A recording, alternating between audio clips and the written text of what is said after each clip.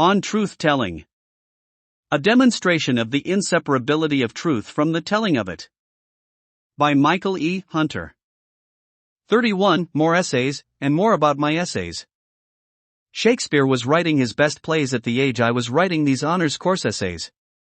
All these essays, all these practice-like essays that, along with the ones written before and after this period, I look upon now as preliminary to the one called On Truth-Telling. To the one great essay that is both cumulative with respect to my best writing, despite what is preliminary or practice-like about it, and redeeming of my worst, which of course can be nothing other than my playwriting. So much by way of deflating and then inflating my ego in an instant. This is something I can do at the present juncture with a certain amount of confidence in making this comparison between myself and Shakespeare, which I wouldn't make if I didn't think it touched all aspects of my writerly aspirations, whereas something like the opposite was the case when I was still struggling as a playwright.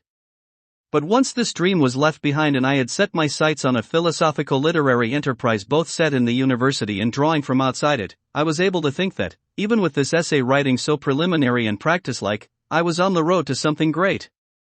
Something too much of this. Let me say it straight out and without mincing words. I have an overpowering urge to put these essays on parade. Not every one of them was an effrontery to scholarly-like attitudes, but enough were that I had no difficulty keeping at a distance what I would have most abhorred doing. And this was the sort of thing that the good Professor Shimizu, a philosophy professor at the University of Winnipeg, had done as a student and told me about one day. The details aren't important because it was the sort of thing many students have done, or at least I have good reason to think have done. Nevertheless, one thing does stick out about it that seems relevant to what I feared most as a, however remote, possibility. Pandering one time to a difficult professor so in love with his own point of view that he gave top marks only to written assignments reflecting it back to him was, if I judge correctly, still on Professor Shimizu's conscience some 30 or 35 years later. I certainly don't think a professor should be in love with his own point of view or a student pandering to it. If ever there was somebody in my class who thought he could gain by it, he was quickly disappointed. In retrospect, what I can say was that I was banking up a moral authority in writing essays that few people possess. And this was largely due to my allowing no outside authority of whatever kind to intimidate me. It is still the case that, whenever I look back over the many essays I wrote as university assignments, I experience a sense of wonder at the tenacity with which I held to this principle. Here in fact was where I saw my highest good and where I now see this good having more in common with Satan-like rebelliousness than divine order. Certainly I'm not put off by this since, as is the case with Milton's God in Paradise Lost, authority can never discharge itself of an arbitrary element that belies and is indeed caught up in its presumed grounding in reason and right. Certainly I'm not one who wants to think his rebelliousness ever extended to employing treacherous means, and yet, as I know from personal experience, arguments put forward as legitimate critique by one party can easily be treated as unfair play by another. The nature of argument can't be summed up so easily as that. It can't be simply reduced to strategy that either side thinks the other has but not itself. He didn't say that exactly. What did he say exactly? He said arguments put forward as legitimate critique by one party can easily be treated as unfair play by another. Well, I believe in a fusion of horizons. People can be acutely attentive to what others are saying, and if what they're saying is sound and well-reasoned, then it can be integrated into their own way of thinking. But how do we distinguish this fusion of horizons from appropriating from others what merely fits in with our position? Is this an argument you're giving me? How do we distinguish what comes from argument and what comes from other factors? Because there are some questions meant to sabotage any possibility of argument. Pressing forward with my impossible subject, trying to make it possible only in a way that has never been done before, I do the singular violence of setting myself up as a sun from which all else gains visibility. This is at least the close-up view of the matter that is never far away from a reproach to such high-handed presumption and to leaving out so much thought and observation that belong to others. But is it not possible with a more wide-ranging and magnanimous outlook to see this presumption as a sort of monadic-like operation, a view of the whole from one particular corner that may be captured in different ways and to different degrees by others? Isn't it incumbent upon us to respect the other party as we ourselves wish to be respected? Then if we consider ourselves serious and truthful thinkers, we should allow as much to others. But what a burden that places on all whose goal is truth about something and not truth-telling. My hero, please grant me the strength to answer Professor Chalmers, who is testing you and yet is you, and, oh, it's so hard to be truthful. For what they aim at never has this telling as part of its subject, and so is never an examination of what might or might not be truthful about it. The demands upon me are immeasurable. In truth, I can't cope with all this complicating and even overcomplicating. Inevitably, I'm driven towards simplifying. At least such is my situation as soon as I want to give some substance to my observations. And part of this simplifying process is already underway when I'm forced to examine major works, particularly philosophical ones, through my own lens. Through not only this essay but those past ones that examine this and that in various works, and so never examine them completely and with greatest precision. Yet what other way, pray tell, would keep me on my subject and in the direction of treating it as thoroughly as possible? To leave myself out, but of course this is never done by anyone except in appearance, might very well be the better way to tell the truth about some other subject, but certainly not truth-telling. I can see I'm but a pawn here, and it would be better, where's that book? All the factors I must keep an eye on and not let slip out of sight. It seems that the best thing I can do is to continually gauge the tension between the essays I wrote in the past and the one I'm writing now. Between the act of imagining these essays stretching out and being consummated as one great project and remembering them as little ones, here of course I should exempt the master's and doctoral theses, caught up in immediate anxieties and concerns. At the most technical level they were assignments to be done at certain designated times. Invariably they involved intensive work over a relatively short period. Half the battle in writing them was trying to come up with a suitable topic or theme. Whenever I hit upon a title for an essay that pleased me, I generally thought I had the whole of it roughly in sight. Little did I write in the way of preliminary notes, but, then again, never did I write an essay without much reading and reflection. On the other hand, I tended to give a few canonical texts a number of thorough readings rather than carry out a survey of related literature. What book are you looking for, Professor Chalmers? It's called Human Development and Destiny. Perhaps you left it at home. No, it's here. It's obviously taking on a very big subject. Yes. It sounds very interesting. How could it disappear like that? Who's the author? Irene Sharansky. Is she well known? Yes. What's it about, Professor Chalmers? She argues, where the devil did it go? Please tell me about it. She argues in this book that, on the basis of our past patterns of behavior and what confronts us today in the way of environmental problems, we must choose between civilization without militarism, involving of course some great changes and sacrifices, and a slide towards barbarism. With all this in mind, but how can it all be kept in mind, I will try to single out and bear down on some essays that I haven't already touched upon and that belong to these honors courses in both English literature and philosophy. Just as before, my way of looking at them must cut against the grain, must subordinate some common virtues of philosophizing to elevate others, must reveal less by being clear and consistent than by being unflinching in the face of all complicating and overcomplicating factors. The latter even includes the simplifying and even oversimplifying that go with any limited operation and perspective. Wow! It's a very bold bringing together of disciplines that are normally kept apart. You must understand that this is generally frowned upon by specialists who view it as being less strict and scientific than their own work. Also, there is the human element. The author doesn't hide herself. She speaks directly about her own development as a thinker. You mean she gives an account of herself while dealing with the subject? Yes, indeed, she does. Only it's not something, as you might expect, that gets in the way of it. It merely shows how her thinking is grounded in present realities. She's taking into account the subjective side of things then.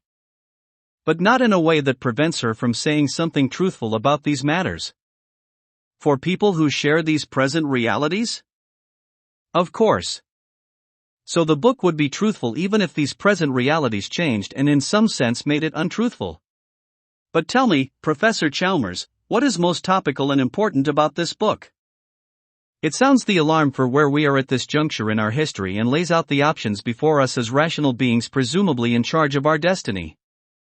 Is she optimistic or pessimistic?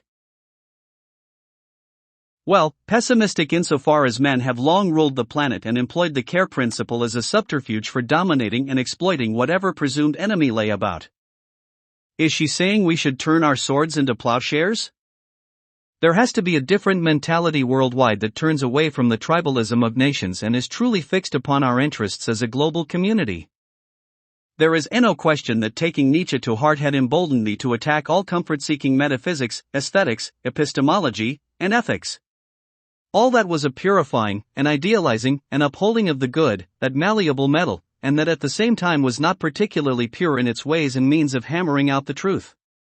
But of course, why there should be any attempt to render truth-telling more pure and honorable even as one sabotaged its connection to the good was itself without answer except as a counter-idealization that had long held sway in me and that I knew was alive in the world as much as the other sort. Professor Chalmers, I hear you play a mean game of chess. From whom did you hear this? From Baumgarten. Baumgarten isn't in the habit of making comments like that. Well, I proposed a game of chess to him and he suddenly grew cool. I assumed it was because you'd beaten him very badly because I read the board in an instant and saw you'd had him in an impossible situation. My, how observant you are. You gave him a real shellacking. Yes, it's true. He did suffer 2 amazingly quick defeats at my hand. But in fairness to him, he was not playing well. So with all that I have said and perhaps on occasion repeated, I'm ready to take hold of some of my essays that lend themselves in varying ways to my ever-renewed demonstration of the inseparability of truth from the telling of it. I will start with an essay that clearly cuts against the grain, that pitted the professor who read it against me, but not so much in the way of this professor's assuming the voice of authority as being the advocate of Aristotle's, and that had deficiencies resulting from my ignorance in areas related to but outside the area I was examining. Let's play some chess, Professor Chalmers. I'm not in the mood. It is the essay called Contradiction and Confusion in Aristotle's Nicomachean Ethics. What in essence was I doing here if not, by trying to make the case that Aristotle's work on ethics was maladroitly reasoned, overshooting the mark and thereby inviting a strong defense of it? In retrospect, I can say that the source of the problem insofar as it was my problem was that I took Aristotle to be less competent than he was. Due to my limited familiarity with his works, I failed to take into consideration the teleological principle that invests the ethics as well as the rest of the Aristotelian corpus but, with respect to the first, seems to be rather unstated or obscured. I see you're in the mood for a great game of chess, Professor Chalmers, but I only hope, if I shellac you, you won't take it unkindly.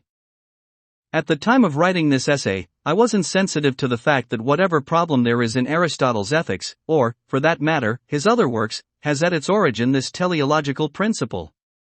As a consequence, I ignored this part of his metaphysics and focused instead on that part that, in the ethics, is his schematic treatment of the human soul. Aristotle's division of the soul into rational and irrational parts was the nub of the problem for me since I took him to be continually smuggling the rational back into the irrational part in order to account for the formation of a virtuous character by training and upbringing. As the good Professor Miller pointed out, I was operating with the assumption that Aristotle took the rational and irrational parts of the soul to be mutually exclusive.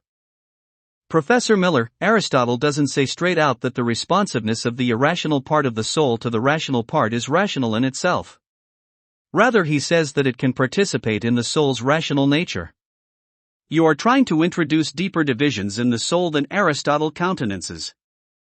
My essay was thus a continual emphasis upon the divisions and exclusions that I took to be either implicit or explicit in Aristotle's treatment of the human soul and that Professor Miller, in his ample marginal commentary, continually de-emphasized. It is easy for me now to see why he did so and why a certain fluidity is permitted in Aristotle's terminology. Professor Miller, Aristotle says that philosophical ethics is pointless unless one has some social mode of training and experience under one's belt. He also distinguishes ethics from the theoretical. Professor Miller, Aristotle is not like Kant. He maintains that there is an empirical side to knowledge in its origins. Professor Miller, Aristotle doesn't claim that the appetitive part of the soul is rational but only that it can respond to deliberative choice. Professor Miller, Aristotle, like Kant, distinguishes a non-theoretical, practical form of rationality whose starting point is our rationally clarified wish for the good life that is a product of a, our human nature and b, our upbringing and experience. Professor Miller, virtue in the strict sense is the union of rightly ordered appetite and rightly wishing and well-functioning deliberative reason. Professor Miller, there are outside forces of socialization, but there are also the individual's own choices and actions, and it is these last two that make one responsible for one's character. Professor Miller, you raise some good questions about how appetite, action, reason and virtue are connected and whether Aristotle can present a consistent picture of this. You have to be careful, though, that you adequately justify your attributions to Aristotle. Even though Professor Miller admitted that I had raised some good questions, and even while I recognized the generosity and fair-mindedness of his comments, I couldn't help but notice that these comments didn't extend to identifying and addressing these questions. No doubt he took the view that a student should grasp well the philosopher he was studying and that this understanding should have priority over all else. Perhaps he even felt that he only had time to dwell upon a traditional understanding of the ethics, and this for two reasons. First, that the radical critique I was attempting complicated matters and, as a consequence, demanded more than could be properly handled by him as a pedagogue, if not as a scholar. Second, that a student's critique of a classical work should proceed on the basis of a traditional understanding lest he establish one on the basis of a misunderstanding. But after having said all this, I still find that Professor Miller's commentary itself poses a problem. In perusing it now, what I notice is that, although he responded well to the many points I brought up about the rational-irrational distinction in the ethics, he refrained from mentioning anything about the underlying metaphysics, or at least that part of it that gave Aristotle the right to blur this distinction. Like most professors might have done, he admitted the possibility of inconsistency in Aristotle's work and even the possibility that I had provided some evidence of this. Yet while going thus far and recognizing the merits of my critique, it still remains the case that he didn't mention the teleological principle, and that this omission could be interpreted as a certain willingness to absolve it of any blame for the possibility of inconsistency. That Aristotle can rather convincingly project the rational back into the irrational, but only go so far in explaining how the first arises out of the second. What is this but the space of an immeasurable problem and the perennial hope of solving it? It's irritating that he doesn't go anywhere, that he doesn't have an objective, that he goes so far as to demand dissatisfaction and disappointment with any possible answer. My word, there's a point at which one would like to get off the merry-go-round, take a stand somewhere and say, yes, this suits me perfectly. I don't have any reason to move from here. I don't have to fret and doubt and put things into question anymore. So far am I from abandoning the teleological principle that I have as my personal and philosophical goal, taking the broadest and boldest risk with it. Am I to do otherwise when it is precisely along this line that I see my subject most fully exposed and laid out? Most severely tried and tested and, as it were, put on the rack and stretched? Could irritants and vexation and possibly even boredom, what other tortures might there be a reason to abandon my teleology? Well then, abandon all highest hopes and aspirations. Abandon the idea that one should tell the truth fearlessly and without compromise. Abandon the idea that to tell the truth, the whole truth, and nothing but the truth should be carried out by you or anyone else. Professor Chalmers, I've got something in my eye. It is hard to study philosophy for very long without recognizing the almost universal objective of finding some first and final resting place.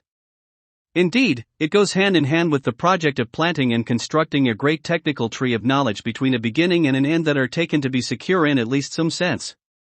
And yet it is precisely this beginning and end that are not only modifiable but subject to being doubted, shaken, suspected, challenged, and even disbelieved through and through. He talks about his own teleology in glowing terms while disavowing or desacralizing, if I can use that word, philosophies. In philosophy there might be two teleologies conflicting with each other as the higher way, that is, precisely as two ways conflicting. Two ways each of which struggle to be the higher or highest way that is neither one nor the other but both. He's always waffling in a way that, if taken seriously, would cut the heart out of the very thing he wants to tell the truth about. There may be a heart that beats in philosophy or, for that matter, truth-telling forever without a thought being necessary to it. In any event, when it came to writing an essay on Leibniz with the cheeky and even derisive title, For God's Sake, What's a Monad?, it was not without the feeling that I was already in the presence of some such conflict.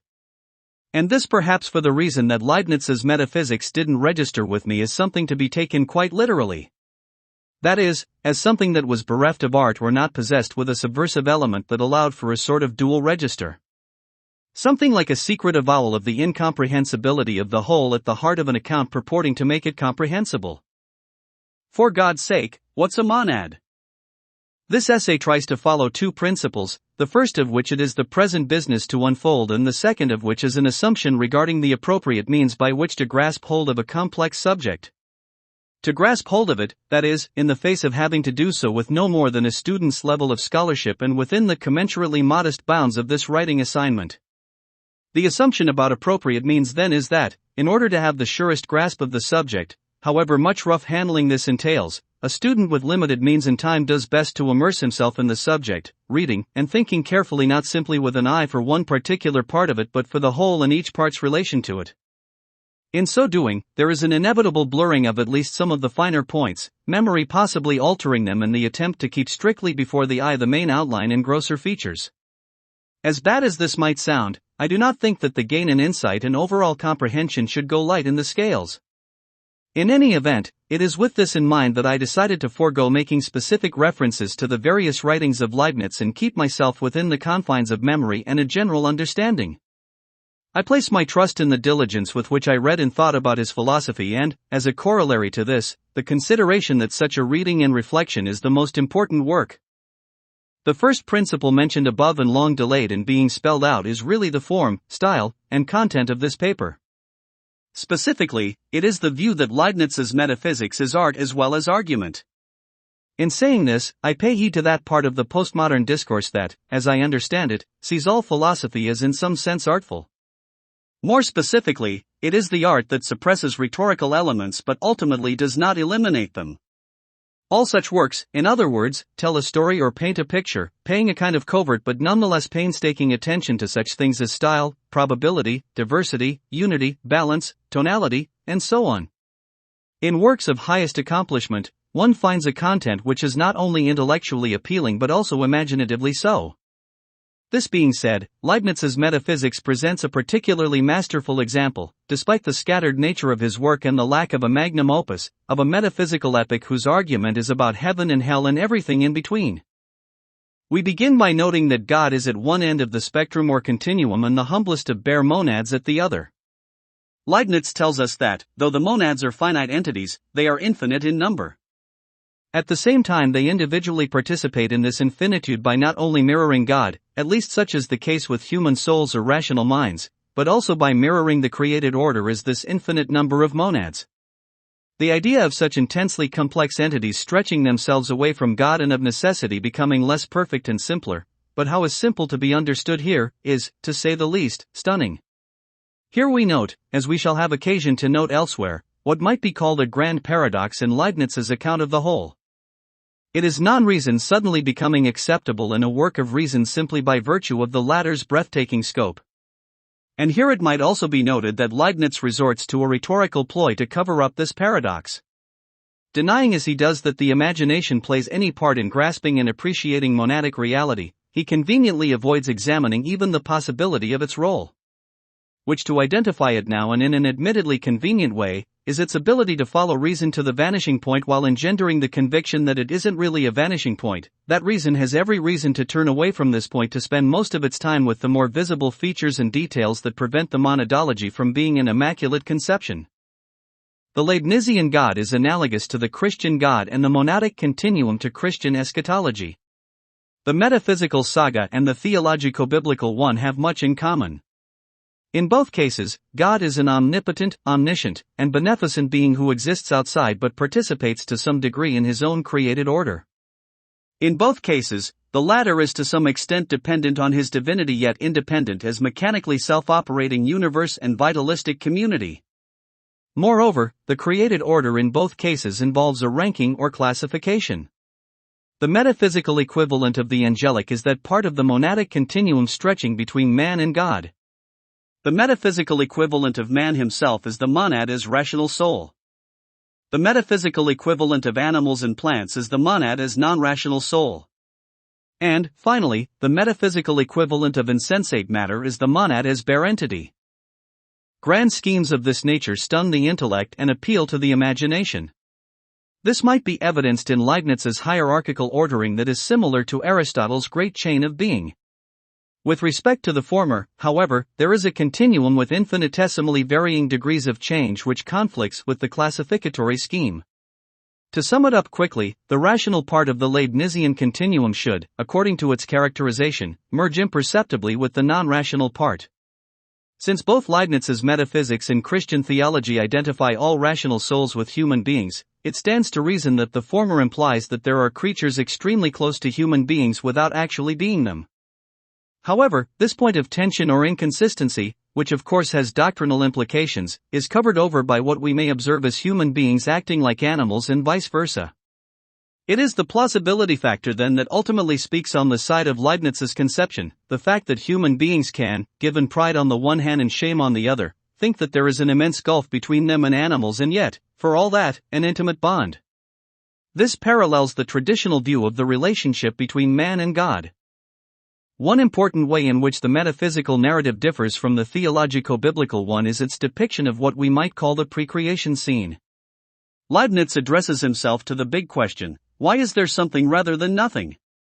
Tackling the matter of God's existence, he argues that, in order for him to exist, there must first be the possibility of his existence.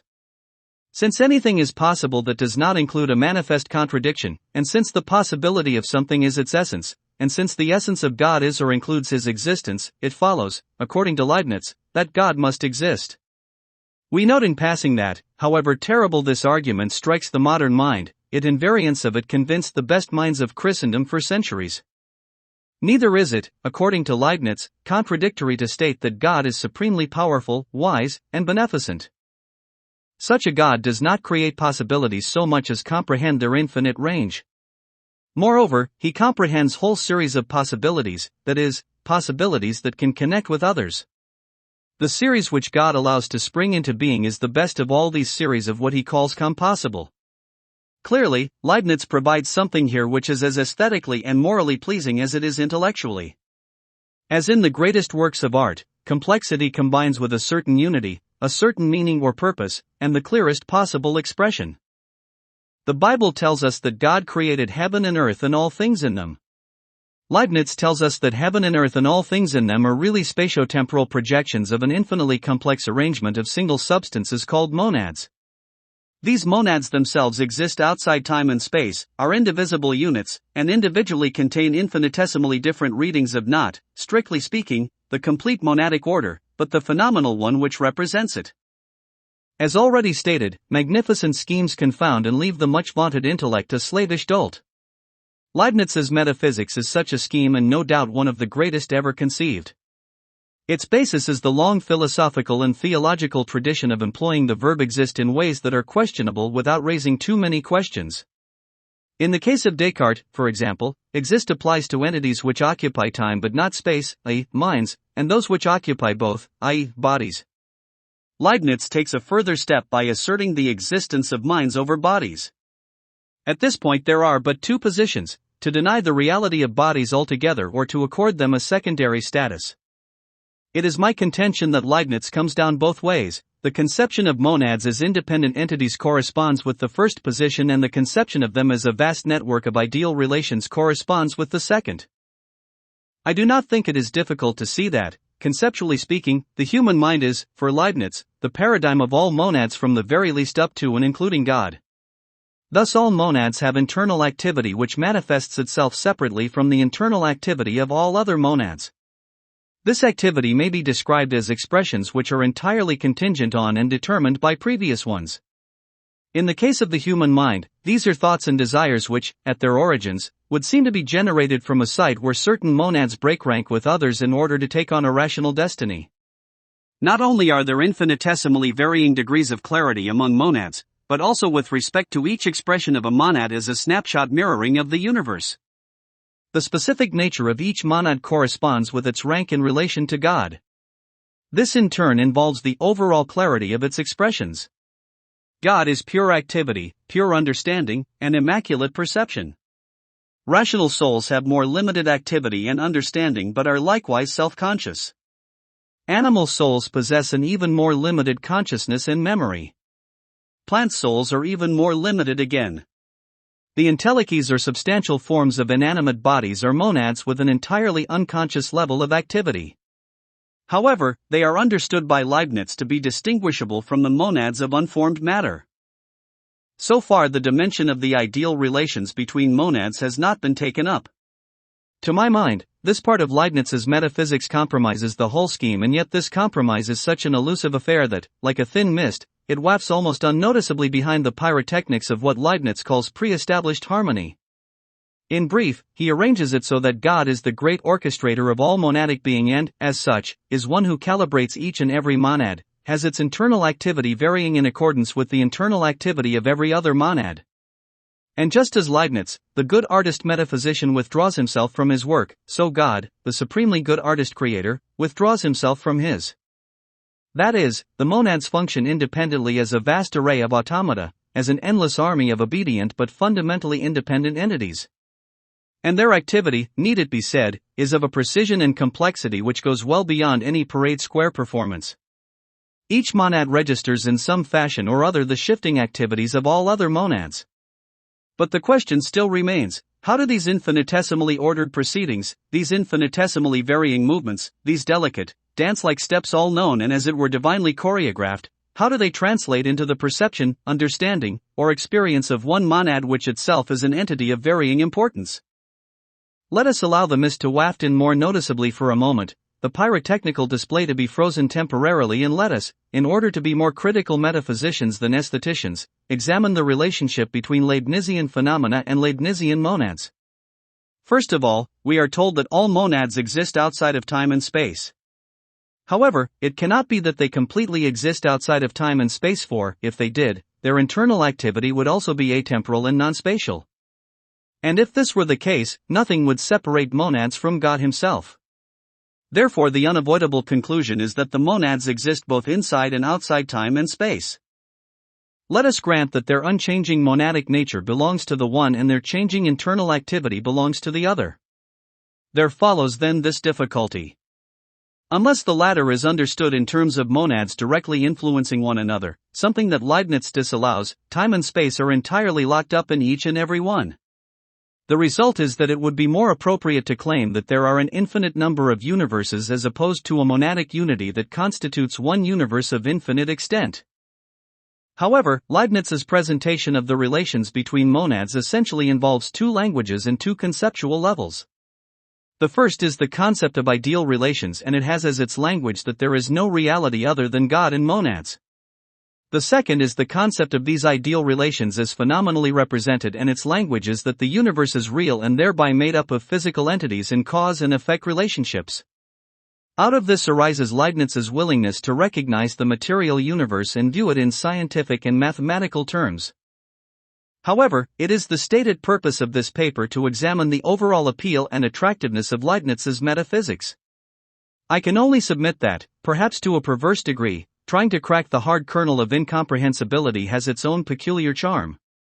It is the common experience with great works that at the heart of them there exists a mysterious, fascinating, and deeply moving question. There is elusiveness and ambiguity in them which generates the feeling of approaching but never quite grasping the answer. But if true art succeeds wonderfully by raising and not answering such a question, true philosophy succeeds by attempting to do so. On the other hand, it always raises new questions resulting from its never quite escaping the limitations of its time. Leibniz addresses himself to the perennial question which lies behind all art and science: why is there something rather than nothing? And why are things the way they are rather than some other way? His answers to these questions involve two great principles which, according to Leibniz, exist apart from God and are the very essence of a reasoning mind's grasp of the contents and operation of the Divine One. They are the principles of non-contradiction and sufficient reason. It is by virtue of the latter that, as stated above, God chooses the series of compatible possibilities which becomes the best of all possible worlds. It is indeed a world with a kind of extra-phenomenal perfection which invests even the poorest and most wretched aspects of it with no small degree of worth. At the same time, this dimension of God's creation has validity only insofar as the whole is weighed as a whole, and only insofar as human endeavor grows more perfect and overcomes wretchedness. Basic Christian values remain intact and shine as the guiding light leading towards a complete fellowship with God.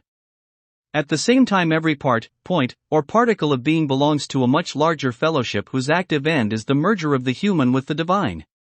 All chaotic or seemingly mindless activity in the phenomenal realm translates back into the highest activity.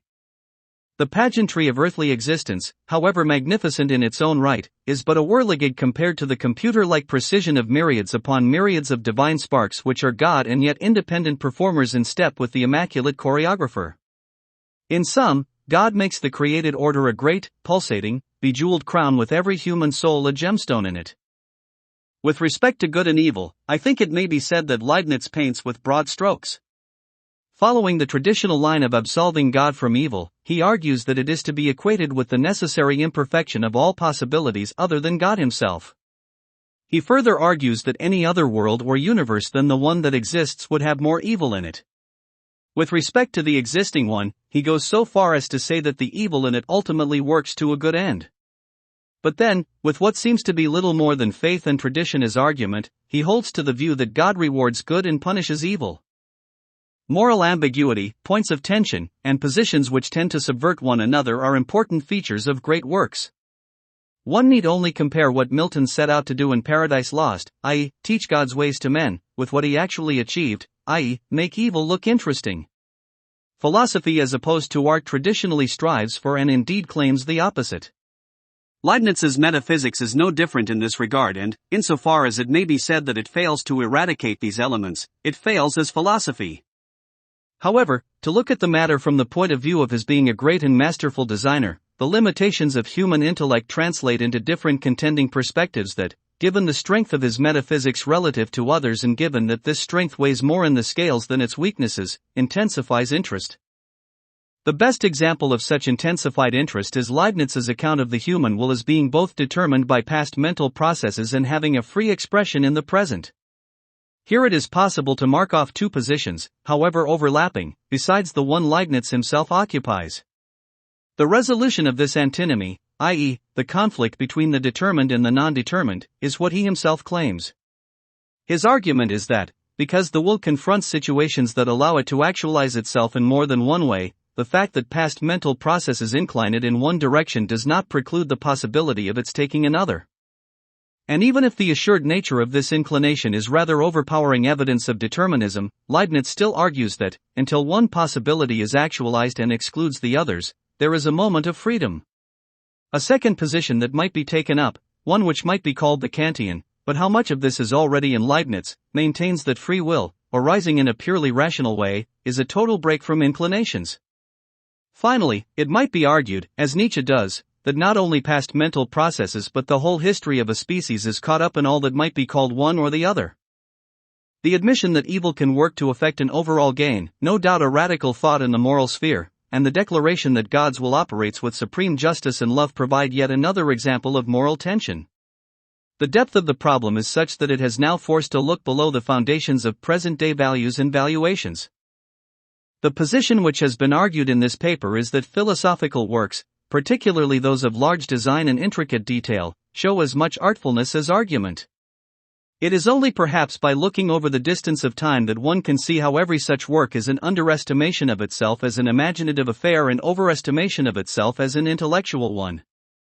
Stepping back from Leibniz's metaphysics, one can discern the outline of a vast, nebulous globe rising from the religious imagination while being at the dawn of new scientific discoveries.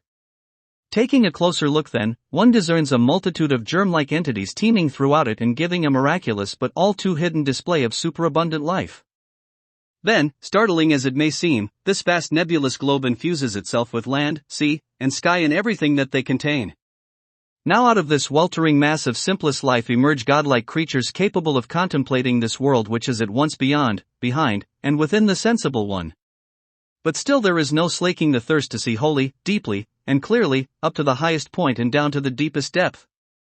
Metaphysics is epic and encyclopedic. It is the grand work of the human head and heart when these two receive the call, or think they receive the call, to be visitants and beholders in the shrine of greatest mystery. The good Professor Shimizu marked my essay on Leibniz and a number of his comments were virtually illegible. It was almost as if he were writing to himself, or rather in such a way as to allow me to dimly catch sight of what was private and self-addressed but having a bearing on my work and so of interest to me. Certainly enough came through to indicate that he was struggling to understand this or that point in my essay and that these points themselves may have been too dim and obscure. It is quite possible that they sometimes reflected inadequately not only Leibniz's work but how it relates to the work of other major philosophers. Descartes and Spinoza were a couple that Professor Shimizu mentioned. Philosophers that, in ways that could be compared and contrasted not only with respect to themselves but with respect to Leibniz, are connected both to Christianity and to a largely unacknowledged aestheticism. Philosophy's mixed up with art but continually in the business of denying it. What do you think of that, Professor Chalmers? Perhaps one of its arts is this denying. Oh, Professor Chalmers, you surprise me. You can't be as hostile to this art, to what the two of us are caught up in right now, as you've been letting on. Well, I'm caught up in it in a way that's partly against my will and partly not. In any event, I'm not going to be around much longer. I'll soon be quitting the academic scene. And then I'll put an end to wrangling over these questions that most people don't care about. Truth-telling as specialization. As profession. As hypertrophied activity. As the continual risk of sounding pompous and hollow compared to a certain dignified reserve. Perhaps it is this very fracture and contradictory play of sensibilities that makes the opposing poles of art and science operate as a sort of alleviation and expedient. To get away from a surcharge of reasoning is what I suspect is implicated in both poles of attraction. Thus it would be that communicating the truth emotionally and imaginatively and communicating it narrowly and specifically are simply two different ways of protesting speculative thought's rampant and often ridiculous growth. You see? He's always looking for some new twist to his subject. Even my pokey old thoughts are used to start off a new line. Admittedly, it would be very hard for him to get all he wants into a systematic treatment because the very ordering or organizing principle of it would forbid such an extreme degree of heterogeneity. I like to think that I can position myself behind both Plato and Aristotle. Behind that whole range of philosophizing in which dominant voices take a great deal on themselves with the notable exception of themselves. What is it to assume a dominant voice and to assume that this voice in its bid to tell the truth need not take itself into account? Surely one thing is certain, its bid is not to know the nature of truth-telling but to keep faith with the ideal of objective or transcendent truth. This faith itself cannot be an issue without breaking faith with this ideal. It cannot even announce itself as faith, and in this it has to break faith with another principle of truth-telling, namely, the one of self-examination. It's hard to think of Plato downplaying self-examination when it's Socrates himself who personifies it. But only in a limited sense. For philosophy as tradition is a massive machine of self-examination. And even if it is most often not a radical examination of itself, it nonetheless includes the radical. That means him, of course. Perhaps I'm now getting a better idea of where I come down in the tradition and why others are where they are. You see what I mean? When I wrote my essay on Socrates, it no doubt was with the idea that there was some great lack of self-examination on the part of Plato's hero that, as an active principle of truth-telling, hadn't been properly credited to him. As much as this flew in the face of his being the famous upholder of the know thyself dictum, and as much as his ironic good nature and welcoming of all questions argued a person thoroughly in touch with himself, the consequence of not crediting to him this principle seemed to me to be having no choice but to view him as a master deceiver. It's not as bad as you think, Professor Chalmers. He's only saying there's a choice between viewing him as deceiving or being deceived, and that ultimately the second is the better way to see him. Deceiving or being deceived? Deceived by whom? By himself. By his belief in his ignorance and having only questions and answers as a guide towards knowledge. By thinking the whole process is innocent and doesn't have a coercive aspect. Tell me, if you met someone who was as much in control of a discussion as Socrates, do you think you would say, oh, he's a master dialectician, and leave it at that? This essay on Socrates, entitled The Didact Behind the Dialectician, itself gave the illusion of crushing opposition because it was one of the few I wrote that wasn't criticized or questioned. Professor Stearns was a genial but highly reserved man who was perhaps too polite to deface my essay with vulgar pedantries. It would be flattering to think so, and to think that he was more sensitive than others to my originality. On the other hand, it is also possible that he was simply too timid and perhaps not even energetic enough to make pointed and searching comments. Do you make as many pointed and searching comments on your students' papers as you do here, Professor Chalmers? If you do, I think they're very lucky because it shows you're really engaged with their thoughts, and although there are some students, I know, I've talked to them, who don't like that sort of thing, I think you're doing exactly what's best for them. Like Nietzsche, my attitude towards Socrates was ambivalent. Already there was this part 1 on the side of dialectics that licensed questioning everyone about everything but didn't quite take in the dialectician himself. At the same time, it would be difficult to separate what was admirable in Socrates from all that was strategist. All that was part of his pretending to be ignorant and merely a medium or midwife for other people's thoughts. And why shouldn't this be the case if in fact his goal wasn't simply truth but exalting philosophy? At least my essay took up this theme by focusing on how he operates in the Gorgias. Do you want me to tell you about how he saw him operating in the Gorgias? By creating a counter-world that calls into question the larger world that could be called Athens or Greece or just plain society. And by creating a fiction like the Soul to ground this counter-world and make it seem preferable with its emphasis on general order and well-being. Striking at Socrates' integrity didn't strike me as being much more than throwing a light on philosophies. To see ruse and deceit as being elements in virtually all human activity and then to study philosophy as if they didn't exist there, this to me was but one more ruse and deceit. Socrates was close to admitting, while definitely not admitting, his wheeliness when he insisted on his ignorance and being merely the vehicle of other people's ideas, although it must be admitted that this self-characterization is not in the Gorgias. I dare say that a dialogue could be drawn up in which, having his ears pinned back by an even wilier opponent, he would be forced to admit his own use of sophistry. It could also be that, with a grace befitting one who had always leaned more towards principle than profit and who was prepared to die in order to keep faith with himself, he would reaffirm his ignorance in a much more authentic way. It's true that Socrates does cast out a lot of lines with a practiced arm. If this be ignorance, it makes ignorance already in league with a subtle and crafty art. Now you sound like that wilier opponent. No. I don't have that phenomenal memory that records every previous move as if on a mental chessboard. I'm not an effective debater. I'm not even an effective speaker. On the other hand, the one has never struck me as being any more a sure sign of being on the right track than the other. The didact behind the dialectician, a study of Socrates in the Gorgias. Alcibiades mentions in the Symposium that the character of Socrates is unique not only amongst the personages of his day but also those of history. No doubt this is true insofar as he pursued with great single-mindedness an intellectual and spiritual quest which, at the ethical level, he exemplified with equal rigor. Nonetheless, I believe that we can look upon Socrates as a type which, however rare, impinges upon society from time to time and can be described as the following. He is the type of man who creates a counter-world with himself as the center such that this counter-world effectively judges, condemns, and creates changes in the larger world. Needless to say, such a character must rank very high in conviction and fortitude, and be of such an independent spirit that, if need be, he will stand against all.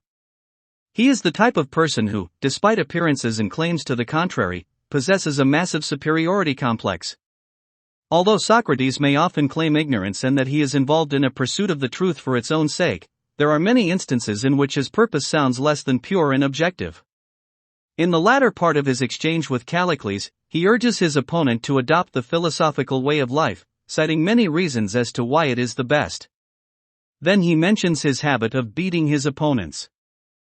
These conclusions, at which we arrived earlier in our previous discussions are, I'd say, bound by arguments of iron and adamant, even if it's rather rude to say so.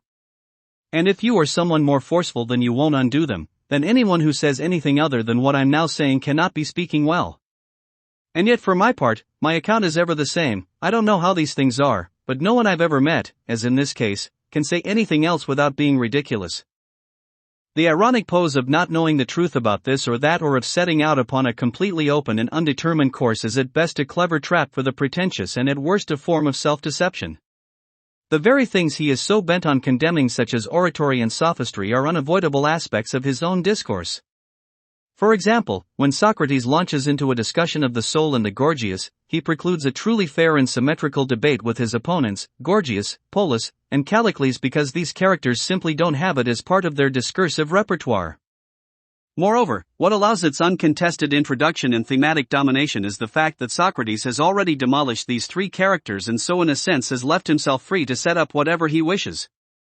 The Socrates of the Gorgias, I believe, is someone who has many well thought out positions and strategies which he willingly, even eagerly, tests against others. Nonetheless, these others more often than not prove immensely unequal to him. The first thing to say about the world which Socrates creates for himself and into which others are drawn is that it devalues the commonly esteemed objects of the larger world. That is, it turns its back on privilege, power, position, and material possessions and, on the other hand, embraces an almost ascetic life which emphasizes restraint, control, and moderation. These attributes find their ultimate ground in the soul which, according to Socrates, is that part of the person which, separate from the body, animates the latter and is equivalent to the popular concept of mind. This then is a fundamental aspect of Socratic ontology which, in aligning the Socratic world with the whole of reality, results in the kind of argumentative power necessary to challenge the larger world as Athenian society. I should say perhaps that this ontological aspect makes Socrates' case against the larger world more conclusive than it otherwise would be. He does manage to bring harsh judgments against this world simply by isolating such concepts as the good and the just and then showing how the world falls short of them. At the same time, he implicitly commits himself to an even more all-embracing conception, that is, the one of a world that, even though it falls short of being good and just, still has these values as its form, measure, potentiality, and telos. The above, I think, explains the growing prominence of soul talk in the dialogue such that at the end it centers entirely on the soul's experience after death. Earlier arguments in support of such things as the beneficial effects of punishment and the benefits derived from the just and temperate life are now illustrated in terms of not just the temporal and social, but the eternal and universal. The connection of the temporal and social with the eternal and universal comes in the form of these Socratic souls who, having lived the just and temperate life, go off to some paradisiacal place, whereas the opposite type, the ones who have lived immoderately or unjustly, go off to the place of punishment. It is interesting to note that, however severe and exacting Socrates is with respect to finding out the truth, he allows a substantial role for the mythical element which, strictly speaking, bears no relation to the dialectical process. He allows for it because he is engaged in a spiritual quest as much as an intellectual one. The former is distinct from the latter insofar as it involves the whole person and has as its ultimate goal the desire to find a sort of combined intellectual, imaginative, and emotional home. That part of his quest that is intellectual or dialectical can only go so far in this direction, and hence the need to complete it with a story that he himself fears might be dismissed. I say all this in order to emphasize that Socrates' ethical concerns are part of something very much akin to the religious. This is the larger picture of the man, and the smaller one is the one wherein he intellectualizes. A number of times in the Gorgias, Socrates' comments about the unjust man, the deceptive speaker, and the self-serving politician betray nothing less than moral indignation. Since for the most part he comes off like an inoffensive and good-natured type, it is easy to miss the more hidden aspects of his character. The comic, good-natured mask he wears prevents him from sounding pompous and high-toned, precisely the things he attacks or at least shows up in others. Nevertheless, were it not for this deeper part of his character, no doubt having at its source much ill will towards those who, leading the unexamined life, make bold to mock him for spending his time philosophizing, it is unlikely he would be motivated to improve the quality of his thinking, to sharpen it as a weapon and employ it as the means by which to strengthen unformulated positions, to acquire as much certainty as possible, and to influence others to follow the same path. There is no mystery but some irony in the fact that the real source of Socrates' ethical vision is the larger world, which ends up being measured by these same values. Justice, truth, order, goodness, etc. are part of a developing civilization's consciousness long before a philosopher comes along to systematize it. If evidence of this is needed from the Gorgias, one needs only look at the representatives of this larger world, i.e., the three opponents of Socrates, all of whom betray an adherence to these values even while taking up positions that conflict with them. For example, Gorgias starts off by maintaining that, although the teacher of oratory invests his students with great power in the way of persuading and influencing people, this selfsame teacher should not be held responsible for those who abuse it. When Socrates gets him to admit that oratory is in some sense tied up with justice, Gorgias, the respectable citizen, is forced to back off from his claim that he has no responsibility for how his students conduct themselves. Similarly, Polus starts off by claiming that the orator, much less the teacher of oratory, should be indifferent to the issue of justice. When Socrates gets him to admit that acting unjustly is shameful, Polus finds that he must agree when Socrates says that punishing the unjust tyrant is appropriate and even beneficial. Callicles in turn starts off by claiming that the unjust orator or tyrant does not do anything shameful according to a higher conception of justice. When Socrates gets him to admit that there is a distinction between the concept of goodness and the concept of pleasure, Callicles shows that he understands the first in terms of the well-being of the many. As a consequence, he affirms social or democratic values that, taking in as they do such concepts as justice, conflict with his view that the strong are entitled to all they can get. The distinction between Socrates and his opponents, the distinction between the Socratic world and the larger world of which his opponents are the representatives, is not so much a matter of the degree to which truth is successfully arrived at as the degree to which truthfulness is sought. To state it another way, it is far from evident that everything Socrates says is right or that everything his opponents say is wrong. What is clear, however, is that Socrates wants to examine rigorously what his opponents would leave largely ignored. That part of the dialectical process which is isolating concepts, seeking definitions, and enforcing logical consistency best illustrates the one approach. The other is best illustrated by grandiose claims, smooth talk, violent assertions, and the upholding of what appears to be largely derivative notions. In a similar fashion, it could be said that Socrates' hostility to oratory is based not on what the latter is as a technical skill but on the way in which it has come to be understood and practiced. This disparity between what might be called the more conscientious view of it, Socrates, and the less conscientious view of it, Gorgias, is part of a larger picture which may be expressed as follows. The opponents of Socrates uphold two conflicting ethics, one of which is an ethic of power and the other an ethic of justice. This accounts not only for their conceptual confusion and inconsistency, but also for the fact that, as the dialogue proceeds and one opponent after another confronts Socrates, the ethic of power becomes more and more the focal point of the discussion. Let us examine the above in detail. Gorgias is Socrates' first opponent, and there is no question that he is the most restrained, respectable, and conscientious. In other words, he best represents that part of the larger world which is law and order, justice, mature judgment, and responsibility.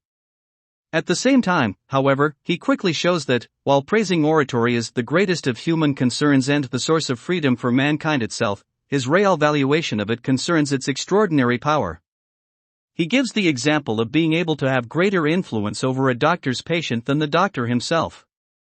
Furthermore, he begins by holding that the teacher of oratory is not responsible for those students who end up abusing this power.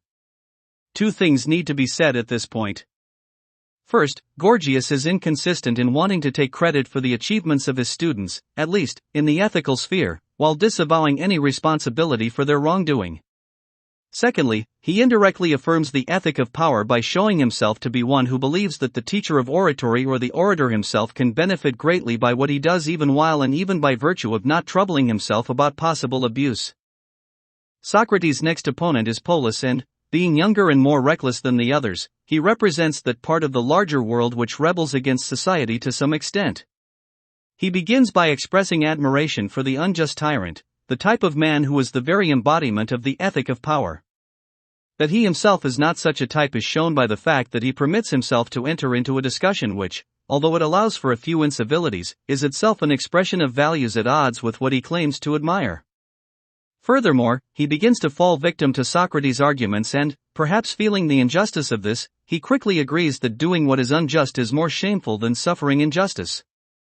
It would seem then that his shifting ground is, apart from the power of Socrates' arguments, attributable to his, on the one hand, wishing he had great power for himself and, on the other, subscribing to what empowers those who, like himself, lack such power. The next to confront Socrates is Callicles, and he is clearly the least respectable, most devious, and most abusive of the three opponents. Although he sits in the assembly and presumably believes in government by the majority, he nonetheless holds the most radical view. Not only does he state that it is part of the natural order for the strong to lord it over the weak and to take a greater share, but that this is the higher form of justice. His reasoning thus shows itself to be very bad right from the outset. In order to be consistent, he would have to maintain that law, order, morality, and so on are themselves unjust. As it stands, his assertion that the strong are the better and more naturally fitted to rule runs into difficulty when Socrates points out that it is most often the many who are strong. Thereupon Callicles claims that the bravest and most intelligent men are the ones who should brook no restraint and be a law unto themselves. However, he continually allows Socrates to draw him into a discussion of the human condition in general and with reference to such things as pleasure, pain, sickness, and loss. Like Polus then, Callicles is attached to values at one level of his thinking that he spurns at another. He too participates in a dialogue that, were he the embodiment of what he upholds, would likely end up with his resorting to violence to make his arguments prevail. If Socrates is the most radical truth-seeker among men, he is also one who creates truth. He does so by conjuring up a comprehensive, detailed, and seemingly coherent world picture. First of all is his claim to ignorance or at least only a modest understanding of matters under discussion. In the Gorgias one has abundant evidence of his having well thought out views. When Polus and Callicles flag in their ability either to ask or answer questions, Socrates discourses at length on oratory, the nature of politics, the nature of deception, the nature of truthful investigation, the purpose of punishment, the purpose of self-restraint, the harmfulness of pleasure, the shamefulness of injustice, the value of modesty, the constitution of a good society, the caring of the soul, the value of the philosophical life, and the soul after death. The question and answer method or elenchus then is not so much a neutral investigation as it is the means by which Socrates seduces his opponents into a step-by-step argument that confirms his views. It may be seen as his way of testing the world picture which he has created and which most certainly is in place long before he steps into the arena of the marketplace. One might well ask at this juncture, how does Socrates so successfully control the discussion such that, on the one hand, it has the appearance of an impartial investigation and, on the other, it stays within the compass of a particular point of view? The first thing that needs to be mentioned is that Socrates' insistence on the question and answer format is not neutral. Since no one else fashions questions with such skill and dexterity, he controls the situation from beginning to end. For example, the dialogue presumably begins as an investigation of the nature of oratory. We learn virtually nothing about this subject but rather are exposed to some extravagant claims that his opponents make about it. However, this works to Socrates' advantage because it bears on what he is most interested in, namely, the ethical side of this subject. The conversation thus turns on the worth of oratory and how it compares with those practices or skills, e.g., arithmetic, which quite clearly impart knowledge or bestow some other benefit. Herein Socrates seems to blur the distinction between teaching a skill and teaching a subject such that oratory, considered from the viewpoint of its imparting knowledge, is found to be wanting. Having committed himself to an extremely high valuation of oratory, Gorgias is forced by Socrates to agree that it involves justice. That teaching the art of public speaking should carry this extra burden is of course questionable. Nevertheless, being that it is far removed from an ethically neutral or purely technical account of oratory, it falls in nicely with Socrates' wish to expose the sham which is oratory as it is actually viewed and practiced. At the same time, the identification of oratory with justice and, later, politics allows Socrates to set his sights on these larger issues. Polus tries to prevent a connection between oratory and justice but is blocked when Socrates shifts from merely a devaluation of it to a full-scale assault on it. He accuses it of being a kind of counterfeit practice, one which goes under the name of justice but, by appealing exclusively to the baser instincts, harms the soul and the new state as much as certain things harm the body. The body-soul dualism is slipped in at this point without being challenged by Gorgias, Polus, or Callicles. Caring of the soul is said to be the realm of politics and justice. The introduction of this theme and related ones is, as noted before, important in terms of developing ethical principles within a metaphysical framework. A good portion of the debate between Socrates and Polus and then Socrates and Callicles centers on the conceptual confusion resulting from both the ethic of power and the ethic of justice being perceived as the good. Polus and Callicles straddle both positions whereas Socrates methodically sets out to destroy one of these positions. Thus the man of great power whom Polus admires becomes the same man Socrates both pities and loathes. The manner in which he carries out this condemnation is one which has him singling out what is most typical or conventional in human affairs and then universalizing it. For example, when he commits Polus to the view that the unjust act is shameful, the assumption is that this is a truth not grounded simply in what is most common in society but in something which transcends it. The same holds when he identifies punishment with what is beneficial. As a result, he comes to the rather strange conclusion that the unjust tyrant who escapes punishment is the most miserable of men. After Callicles proves to be much more of a strawman than the formidable opponent he first appeared to be, Socrates continues to apply what would give utmost order and well-being to most men to all. For example, to men of extreme wealth, ambition, power, appetite, etc., such that, not surprisingly, he finds them wanting on all counts. The result is that the philosophical life as exemplified by him is judged most worthy. With this conclusion coming after a long debate about other matters, it perhaps doesn't seem so presumptuous and self-promoting as it otherwise would.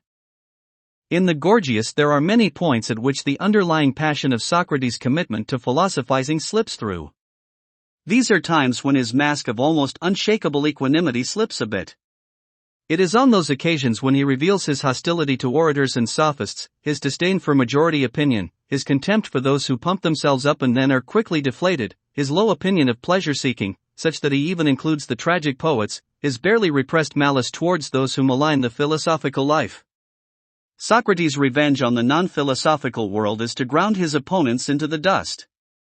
At the same time he brings forth a highly intellectualized picture of the world with ethical valuations derived from a society of advanced concerns. To regard the dialogue itself as the womb of Socrates' thought is, in my opinion, a naivete. Much better to understand it as the publication of this thought in the most palatable, free-ranging, and persuasive way.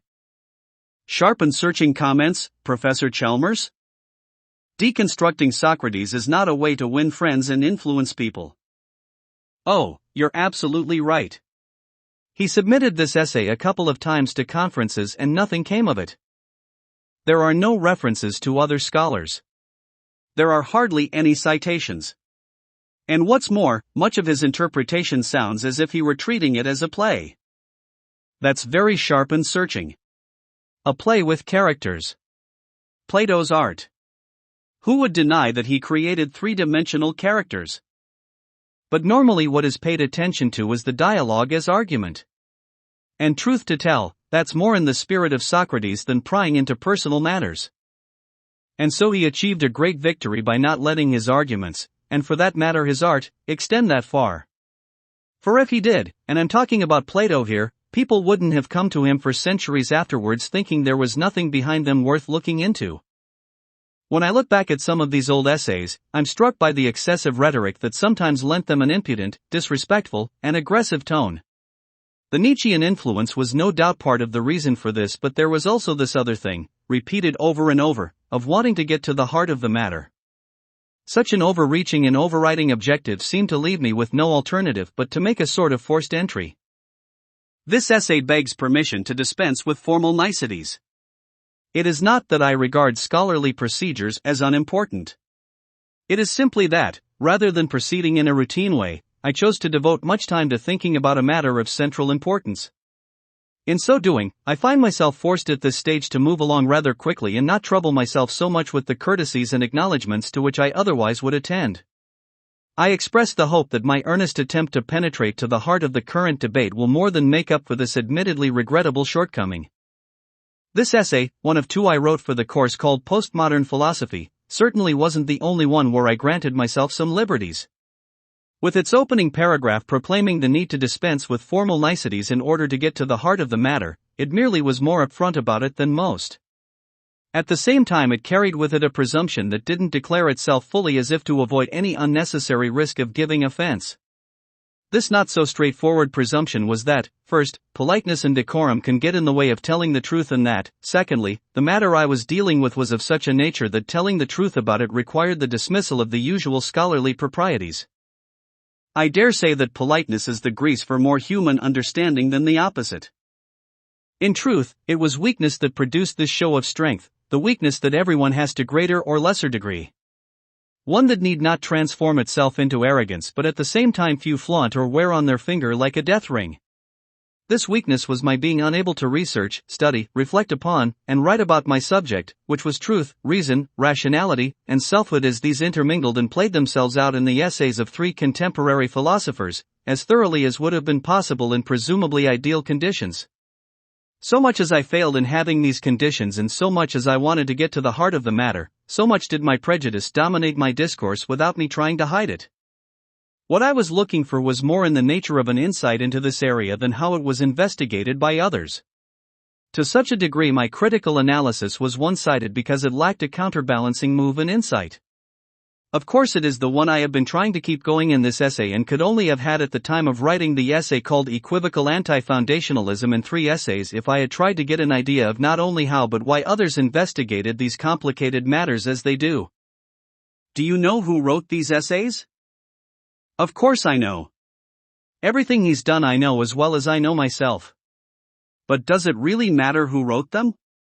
It's enough to say they're all well-known contemporary philosophers, they all have different points of view, and at the same time they're all trying to save some little space for reason, truth, philosophy, and goodness even while giving up a whole lot of ground to fickle, unconscious, and possibly even irrational forces like Aristotle thinks of them or really didn't think of them only he could have thought of them in that way only, well, Aristotle's passé so they don't really want to talk about things like irrational forces in teleology and make it sound like there's a connection between him and them. They want to save something. Is that to be frowned upon? Maybe not, Professor Chalmers. But sometimes you can't help but laugh at it because it's always like rearranging the decor and thinking you have a new house. Driving my philosophical car as hard as I did had the advantage of provoking responses and reactions from my professors that, largely defensive but also, as it needs to be said, tolerant and free of any hostility. I realize now how lucky I was, gave me an idea of how weak I was around the edges. First of all, the comments I received quite often referred to philosophers or philosophical works I hadn't read but were considered by my professors to have a bearing on, if not the work or works I was examining, then at least my way of examining them. Such a move invariably discomforted me for 2 reasons. The first was that I wanted to believe that I had almost perfect control of the text, that is, a full understanding of it simply on the basis of a scrupulous reading and study.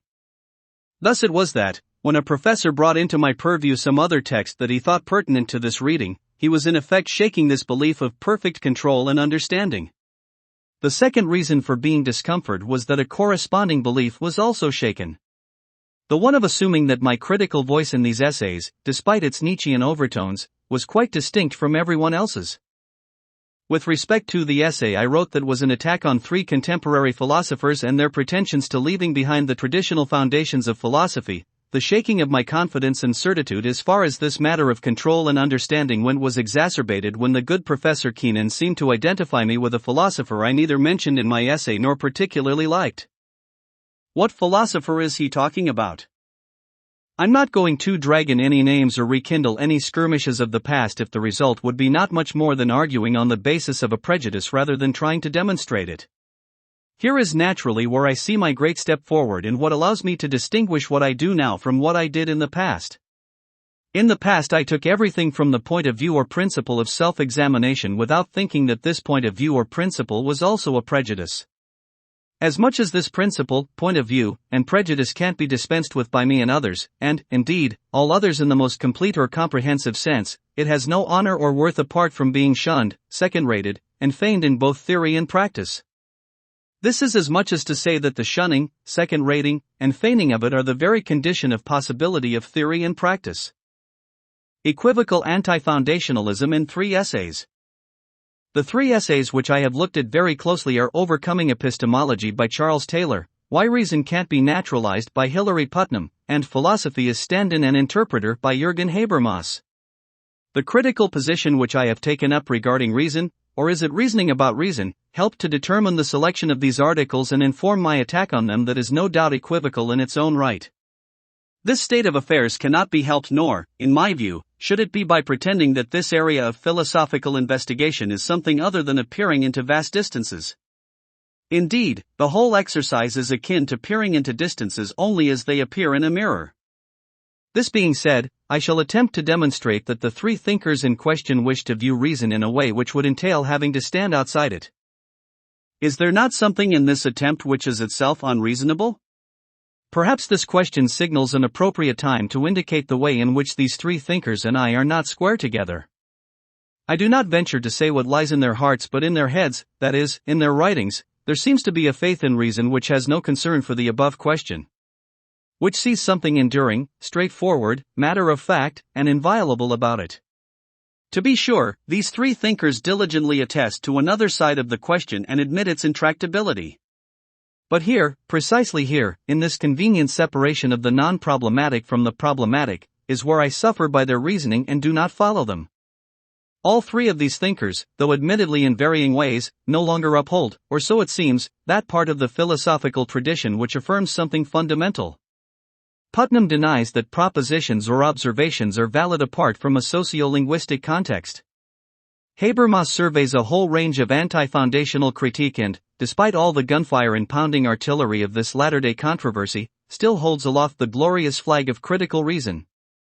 Taylor boldly immerses the self and its whole cognitive being in the warm waters of intersubjectivity without losing sight of a self that can know itself better. So the point, in brief, is that none of them are endorsing Cartesian self-transparency or the Kantian transcendental ego. Yet, truth to tell, secure land sinks below the waves with these last two, and what chances to float up seems very much like what the drowning man clings to when all else fails. Already I must impress the reader as being too much of the doom and gloom school, too much of a naysayer in this, to use Taylor's expression, deep important area. Surely, as it might be maintained, this noblest faculty of man is being mocked and sullied here, derided simply because it does not give up the chase, the belief in itself, the belief in its transcendence. In other words, it is the immortality of reason which is being brought into disrepute in the way that others at one time brought into disrepute the immortal soul. Yet in answer to this anxiety I must pose the question, is simply the infinite duration of a thing the mark of its respectability, its excellence, its worthiness for human beings, its right to highest honors? Rather, there might be some wisdom and a lessening of suffering in this coming to awareness of the fate of even the most flexible, rebounding, adaptable, enduring, and, last but not least, cunning of institutions. Kant and Hegel, I believe, brought this complexity of the reasoning self home to us. Nowadays thinkers attach to the backs of our heads an immense background without going so far as to attach what they rightfully should, namely, the whole cosmos as impenetrable mystery. But even limiting this background to society and the immediate world, reason must have its roots in all happenings which go beyond it and which are, no matter how much they are taken up by it, still not in it or of it. A multitude of factors impinge on, hold together, infiltrate, and ultimately change thinking, feeling, willing, and acting. Now this is equivalent to admitting that it is out of our hands what befalls reason. So I ask myself then that, if it should be showing signs today of its mortality, should we conceal this from ourselves? And the answer I give myself is that it is much better to put on knowledge as a kind of armor and to be provided with the courage, freedom, and dignity which, as self-knowledge, is the mark of a higher reason. The worst affair is what we experience as utter shock, surprise, and with horrifying helplessness. One need only imagine how it would be if people were not prepared for their end but only learned about it at the last moment. Just as there is a time in everyone's life for illusions of a sort, so there is a time for something analogous in the course of human development. And just as the thought of a childhood full of cynicism and skepticism is repugnant, so is the thought of an earlier mankind bereft of those beliefs which intrigue, exalt, distract, and so on. The illusions of childhood are eventually replaced by the interests of adulthood, the beliefs of yesteryear give way to the more prolific and pervasive business of today. And yet it is not that anything so deep alters but only the obvious and obtrusive which disappear as the victim of contemporaneous changes in criticism. The institution of reason, or, more specifically, the institutional practice which concerns itself with this institution is, it seems to me, caught up in the above process. The public position is one of transition and confusion, of a simultaneous yes and no to reason, of a willingness to discard this and a refusal to discard that about it. At least so I read the situation as I come to it by Taylor, Putnam, and Habermas. I will not take up the issue of whether they are fully representative of a situation. I will simply assume it and be pleased to be corrected. I tend to think, however, they could muster legions of the philosophically minded to their ranks, whereas the less and therefore more equivocal position regarding reason would attract few who were genuinely committed. But what I am most concerned about with here is a fairly prominent mindset which I take to be halfway honest and which I think should be resisted at least by some. After all, if reason compromises itself to play the guardian of both it and morality, as is the case particularly with Habermas and Taylor, then it tarnishes the name of reason as much as it distinguishes it.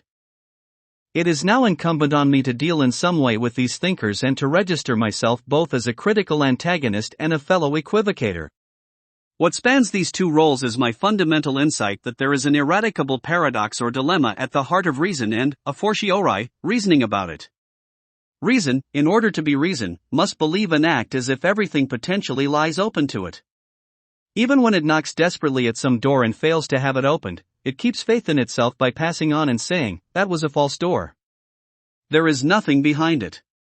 And so it arrives at another with the same expectations. Does not Charles Taylor, for example, announce himself at such a door when he commends the critical exploration of what he characterizes as the deeper, more authentic understanding of the self? When he suggests doing away with the disengaged, punctual, atomistic self of the Cartesian tradition? When he declares that this monstrous outcome of modern epistemology in the mechanistic age is not only passé but false and, what is more, morally culpable? It is at this point that I would ask, how are we to understand this self that presumably can reach back and behind itself to its primordial origins? How are these origins, this murky and mixed up part of it, to be translated into some present condition of the self which is for its moral betterment? And why should the latter remain a self in any recognizable form? Does Charles Taylor understand himself? For, as it seems to me, he does not recognize that the words which he employs to describe the deeper self, words such as community, social identity, and commitment, already form a prejudice about it. As it seems to me, he does not hesitate and grow a bit uncertain when, to speak figuratively, he picks up an armful of the diaphanous train which the queenly self must drag around with her and calls this freedom. Or when he deals so matter-of-factly and objectively with what is always and forever slipping out of sight. With what he calls the situatedness of the self and largely identifies with the civic humanist tradition. Wouldn't he, in knowing himself a bit better by taking into consideration all the murkiness of his own or anyone else's psyche, admit that there are countless denizens of the intersubjective ocean that are hostile to any time-bound conception of the self and the need to overcome it? The philosophers of today, unlike the earlier ones with their greater metaphysical self-assuredness, now go about their reasoning, as it seems to me, a bit like circus acrobats.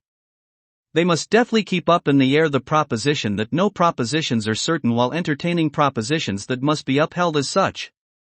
Publicly it goes out as a hypothesis, but privately or personally it is the hypothesis. That is, it is what they or anyone takes to be absolutely certain about his philosophy until proven otherwise, and how difficult and rare a thing that is. If this were not so, it would be impossible to take up a position and maintain it from moment to moment. But at the same time, to know that one's belief in the absolutely certain is not itself certain is to know that there is something not entirely reasonable about it. Then again, this knowledge or insight about the uncertainty of certainty weighs far less in the scales at any particular moment than what is held to be certain at that moment. So in this sense the belief in the certainty that is not quite certain is, in the recognition of itself never certain. One therefore effectively discounts what reason tells us about reason, that is, that it is always falling short of itself, as long as believing in it is the higher and, indeed, only way. Hilary Putnam, I think, does not find the situation so complicated. He neatly divides reason into an immanent aspect which culture and language determine and a transcendent one which, to make sense of the distinction, I shall say is self-determining. First of all, he states that truth claims have a linguistic character or frame of reference which is in accordance with the particular discourses and practices from which they emerge. He therefore allows that there may be many such discourses with correspondingly conditioned claims. Yet he strongly opposes the position that such a situation as above generates many different truths. Reason, he in effect says, can criticize the whole background from which it itself emerges.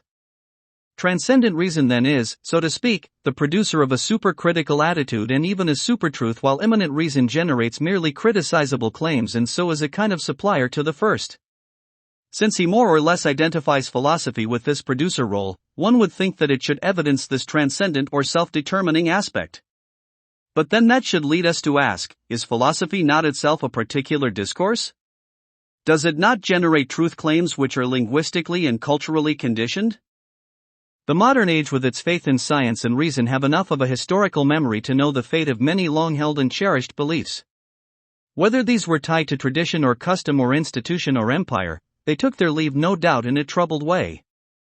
That is, with the earliest signs of something amiss or unpleasant in the offing being largely ignored by so much that was vested interest, so much that was enslaved spirits and bodies, so much that was disposed to show contrary portents of a favorable and upbeat nature. Jürgen Habermas strikes me as such a modern-day seer. Just like those wise counselors and dream interpreters of old who gave the king only good news, he brings forward much that is meant to charm philosophy and make her take heart. To be sure, there are a number of good sound cautionary signs he gives which, taken together, reveal dangers and the means to overcome them. He paints before philosophy's eyes a strange kind of war that is going on inside her and involves fighting over more and more for less and less. Despite these worrisome symptoms, Habermas makes a shrewd diagnosis when he notes that all these factions, despite their differences, share the one true faith of there being claims which transcend all restrictions of time and place. Even hermeneutics and pragmatism, which he looks upon as rival philosophies to his more community-oriented and truth-by-consensus one, do not, as he maintains, contradict or challenge this. A favorable prognosis is thus established, and it only rests with philosophy to assume a more modest and becoming air. Is it possible that, for the sake of saving philosophy as a discipline, Jürgen Habermas would have it turn itself into a primping charlatan? A seemingly modest yet truly sycophantic overreacher? A small-time operator going around looking for ever larger pieces of the action? For what he maintains about philosophy's role to come is that first of all, it should entail a humbling of itself before the sure-footed sciences. It should deal with them with utmost respect, not infringing upon their territory, unless at their bequest, and even deferring to them when it comes to their areas of expertise. Comporting itself in this way and keeping a definitely lower profile than it did in the past is, on the basis of Habermas's account, complementary to carrying out such not-so-modest tasks as, first, supplying the social sciences with their germinal ideas, secondly, mediating all the various elements of the Lebenswelt, i.e., the intersubjective world, such that the whole of humanity moves towards a rational and cultural unity, and, finally, being the guardian of reason itself. In truth, it seems that Habermas would have it doing nothing less than promoting peace on earth and goodwill towards men. Oh, to be sure, it would all be done modestly enough, beginning with the use of such modest-sounding terms as stand-in and mediator. Philosophy, duly reformed and humbling itself before the giant, well-planted frames of the sciences, certainly would not be so foolish as to tell them, as it did in the past, where they should be standing. Rather it would make itself serviceable to them, offering counsel, and perhaps, if two giants wanted to talk but lacked the manners or vocabulary for it, philosophy would step in and mediate. I've read a couple of these papers, and in fairness to their authors, I don't think your hero has understood everything about them. For example, Putnam certainly doesn't deny that philosophy is culturally and linguistically determined. Rather, it's on this basis he argues philosophy must hold on to the notion of transcendent truth. Otherwise it simply ceases to be. So putting that notion into disrepute is inconsistent? This is what he argues against the solipsists and relativists. For with them there's always a claim that wants to be taken seriously. But it still remains to be shown that philosophy is anything but inconsistency. For if all philosophers bought into the idea of transcendent truth, and of course I mean in the explicit and dogmatic sense and not just in the implicit and skeptical sense, it would stop searching for itself and so, in a sense, stop searching. The interminable struggle to deny that the struggle is the thing, but rather to let on in all ways that it is merely the result of other people's wayward thinking. Can anything be more scandalous than the repeated overlooking of this phenomenon that, from another perspective, prevents truth-telling from being a scandal? Can it be that truth is already at odds with something that might be called the good and, inasmuch as this is the case, is predetermined to be divided into the less good than truthful and the less truthful than good? Is this enormous complication fit for human consumption, or is it the absolutely indigestible, the debunking or de-idealizing of both goodness and truth? For the life of me, I can't concentrate when he goes on like this. Something tells me that this complication is complicated even further by our subscribing both ways, by our being not entirely one with recognizing or not recognizing it. Beyond the rational-irrational divide there is still something that can be called thought, and it is here we're counseled and committed in ways that every heart is aware of, though attached to a head that obdurately claims that all enlightenment comes from it. Tell me, where did you learn to play chess? Is the game upsetting you? It's not that.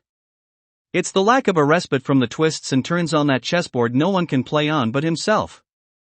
Perhaps the philosophical heart is what I have always set my sights on. Perhaps this heart is the most hidden thing, while its outward parts, its hydra-headed immensity with each head an immensity in itself, enters our consciousness transformed, serviceable, shrunken, and moderately tamed, a gnat compared to its intellectual life outside it. There he goes again. Comparing philosophy to a monster in Greek mythology. Scotch one head and another rears up. It's like the devils in Milton's poem who shrink from giants to gnats in an instant to show how mean and worthless they are.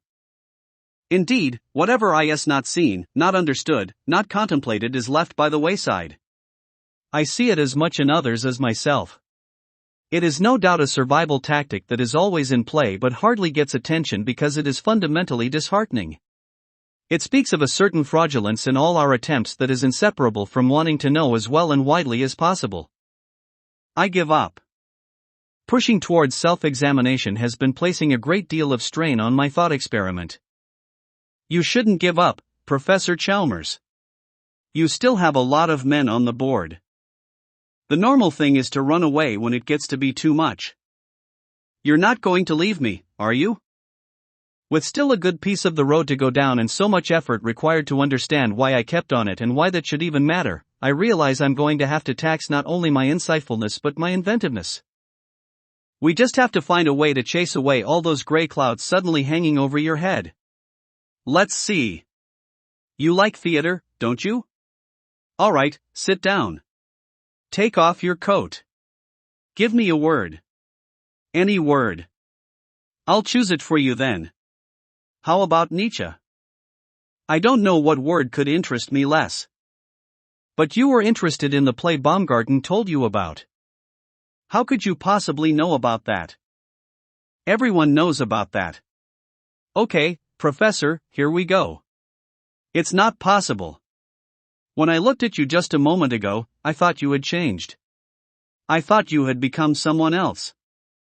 Certainly self-examination was on my mind when I wrote the essay that started. After much perturbation regarding how I should go about this assignment, I finally asked myself the question, how might Friedrich Nietzsche have advised me on this matter? OH. There it is again. I can't believe my eyes. You look just like him. With the coal-black eyes and the big bushy mustache and the equally bushy eyebrows. Pinch me. Tell me it isn't true. I'm in the presence of one of the most amazing people who ever lived. I answered my own question by saying he would have advised me to seek out some small part of his work and draw out as much as I could from it. Why are you staying so quiet, Mr. Nietzsche? Why are you just communicating with your eyes? And now you're shushing me. Do you feel all right? What's wrong with your head? Why are you pointing at your head? So I chose aphorism 335 in the gay science because we had already discussed it in class. This is worse than anything.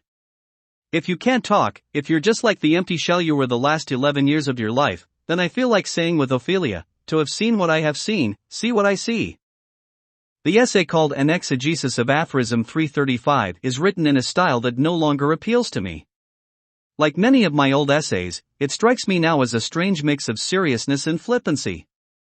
I could end up like him. On the other hand, it was doing all that it could at the time to keep alive that one principle that I really couldn't dispense with. If there's one thing I can assure you of, you'll never be like him. You'll always be wonderful, wonderful Professor Chalmers. And despite the fact that I more or less fell short with it by not quite getting to the heart of the matter, I must have been close to getting there. To the place where reason disappears and only reappears as the justification for a faith that surpasses it as much as life does. And this perhaps accounts for the all too Nietzschean style that I adopted as well as the muted critique I made of him. Every time you get a bit down from now on, I'm going to cheer you up. I'll make you laugh. I'll make you smile. I'll even tell you stories. If you want, I'll do some more improv. Oh, you're such a good actor. You should have followed it up. This style that now I find too imitative and this critique too muted. This style and critique that no longer satisfy me because I have always been pushing the principle of self-examination as far as I can. This same style and critique that were nonetheless the strongest indications of my general direction at the time. What is your name, dear girl? Alice. Yes, I suppose I was trying to out Nietzsche and out self-examine his own self-examination. But Nietzsche's self-examination was something he did essentially in advance and as preparation for the critique of a whole tradition. I really must go. From this perspective, no one can outdo him because he carried out this task under conditions that were particular to his time and place. Imitating him as I did thus had something naive and all too convenient about it. It is as if I thought that his spirit were alive in me purely as a result of my efforts and apart from the conditions that were particular to my time and place. As if I thought that adopting his style didn't betray that I still had unexamined parts of myself. You mustn't run out on me, Professor Chalmers. I'm counting on you. Oh, it's so hard to explain. I can't criticize him, you see. I can only worship him. I can only be his princess, but I can't be the other thing, the negative thing, or at least, well, it's complicated because I am this thing in a sort of conflicting or opposite way, and that's the trouble. Love makes me blind, Professor Chalmers. That's part of what I'm trying to get at. That's part of it, and the other part is that my love is so great that I want to try the impossible. I want to stop being so blind. But I can't do it on my own. Professor Chalmers, I need your help. So what was I trying to dig into? My greatly favoring, indeed, my falling down before Nietzsche's analysis of morality wasn't something I tried to hide. Aping him as I did, I must have given Professor Keenan the impression that I fancied myself one of his more radical and provocative spiritual heirs. Indeed, if it were radical self-examination that bound Nietzsche and me together, I was without doubt ready to follow him all the way. I was even ready to go one step further and recognize a certain one-sidedness in his attack on morality that, in the name of self-examination, I thought should be taken into account. Oh, please let him come back. For if he doesn't, I'll stop being the princess who's as much an ideal as anything else. I'll stop being substantial and turn into fluff. This attack on morality, specifically, Kantian morality, that fully convinced me insofar as it was an attack on the doctrine that reasoning, deciding, and acting upon the basis of rules exhausted the subject of morality and gave a full account of the moral self. Nietzsche's call for an intellectual conscience, a conscience behind the moral one, a conscience that would reflect upon and judge the latter, and so be a kind of second moral conscience, appealed to me because the moral conscience in and of itself seemed too attached to a certain conceptual or constitutive convenience as well as to a certain practical or performative one. As I saw it then, but also as I see it now, the first as systematization and simplification was a virtual ruling out of court of another, perhaps the only other side of morality, namely, struggling with uncertainty. In this way the first forfeited bringing to bear the most penetrating gaze upon the subject. So far as this was Nietzsche's thought and so far as it was meant for others to grasp and a few to take to heart, I was there for him. So far as it was a call to order that recognized itself as being also a call to a certain disorder, I was also there. But so far as it was all this without recognizing that the call to order must also be, despite all proper enmity, the call for order, the call for systematicity and simplicity and morality as everywhere else, as well as the corresponding call to honor and idealize it, I was made uneasy and suspicious. Did I miss anything? Oh, Professor Chalmers, I'm so glad you came back.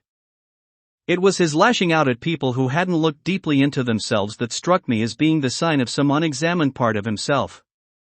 It seemed to me that he wasn't acknowledging the difference of these others or, more properly, their right to be different in a both moral and non-moral sense. For what choice did these others have in the matter of what they were if, according to his own analysis, their origins and constituting parts were largely hidden? And if the same applied to his own character, then how could he view his placing himself at some higher or more exalted level as being no less a prejudice than a principle? How could he have prevented himself from reversing perspectives and, not only making the case against the vast majority, making their case against him? Well, that might be asking too much of Nietzsche. But what I didn't see at the time, and this despite reaching the point where I thought I knew Nietzsche better than he knew himself, was how much I was still taken up by his perspective. That is, by a principle that didn't recognize itself as being also a prejudice. That didn't recognize itself as being in the most radical way a prejudice. That didn't recognize itself in the most radical way because it stopped short with the recognition that prejudice is a universal feature. That didn't recognize itself because it didn't go on to thematize and personalize itself, that is, the very prejudice that allows for such a universalization. I don't know what to say. Are you hungry? Without this thematization and personalization of prejudice, without what in effect I have been doing up to now, the chances are good, both Nietzsche and my past self are evidence of this, of forgetting that one even has a prejudice. And more than this, of forgetting that one is opposed not only to prejudice but to principle. Case in point, my response to Professor Keenan's defense of Kant and his questioning of Nietzsche. Instead of noticing how consistent his comments were with a principle that could have been universalized, that could have been a categorical imperative, that could have taken the form, treat all your students fairly even while upholding your own point of view, for his comments were not in the least dismissive or disrespectful, I took umbrage at the fact that he wasn't fully on board with me. Where did you get all this stuff? At various places. And you just happened to have it in your packsack? Addressed to Professor Keenan, a short response in light of some dissatisfaction and disagreement. With comments made upon my essay. Your comments do not pick up on or reflect in any forthright way the exegetically thrust of my essay. If I may say so, they betray an unwillingness either to recognize or to seize this issue with both hands. If you disagree with my analysis, it would have been interesting to have such comments or objections as outline a counterposition. As it is, I'm forced to the conclusion that you do not really believe Nietzsche when he describes his philosophy as dynamite. He was upset by Professor Keenan skirting the basic thrust of his essay, but now he realizes he was unjust to him. I'm overwhelmed. He's trying to go very deep, Professor Chalmers. I think you know that. Oh, I know it, but I'm just getting a bit tired of it. When I first started this project, not just telling the truth but telling it to myself seemed like the right way to go. The guiding thought was that it would check all kinds of repression, omission, minimization, and exaggeration. The fact that it would also check coming to any sort of hard and fast conclusion didn't strike me as a sin that I, devoted as I was to the most singular of subjects, but how many others have also said that, needed to bear upon my conscience. This is what essentially fell out from the naive thought that I was doing no more than telling the truth to myself. It was naive not because I wasn't conscious of secretly having in mind a general readership but because I felt myself protected from any sort of wrongdoing. Such was the case at least until I had to bring in other voices in order to register depths that my own couldn't reach. Then it became apparent that, insofar as wrongdoing includes offending, disturbing, and perhaps even deranging others, it is already culpable. And this for the reason that, even though I don't intend to do any specific harm, I still go on grinding out my truth that will grind down some, that will alienate and unsettle others, and that is always open to being taken up in ways that can't be foreseen and, like Nietzsche's thought, but not only Nietzsche's thought, be put to cruelest and most unusual uses. Of course, all of this is not separate from an egoism that, despite this show of moral compunction, wants it to be so. Ultimately, this egoism is the faith that its truth will merge and become one with the good. Now, tell me. How did you end up bringing all this stuff here? It is strange how my voice now seems like a lead weight bound to my highest aspirations. As if the little bird that Nietzsche speaks of had flown over my head and cried out to me as it did to him, "What does it matter? What does it matter?" Faith doesn't come without some doubts that perhaps are the necessarily fleeting but also necessarily recurring reminder of the limitations of our faith. Fleeting for most of us at least because spending more than a few moments in this most hostile of regions is death.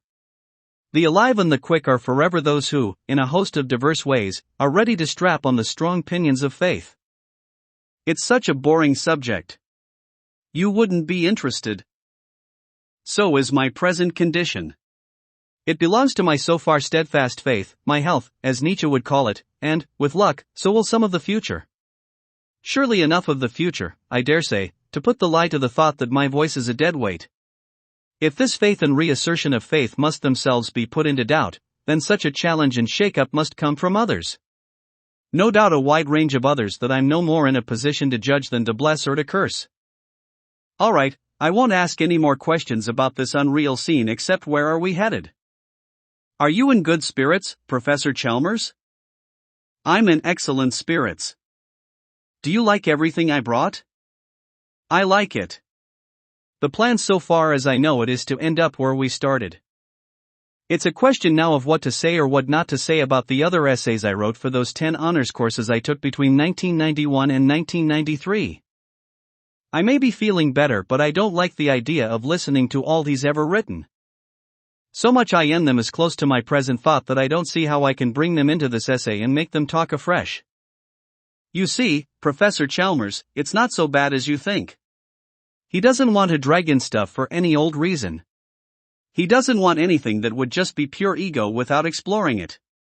On the other hand, this exploring is without limit or, well, of course that's overstating it because at some point he'll have to end it and he'll have to say something like, look, that's it. I can't go any further. I've more or less said everything I have to.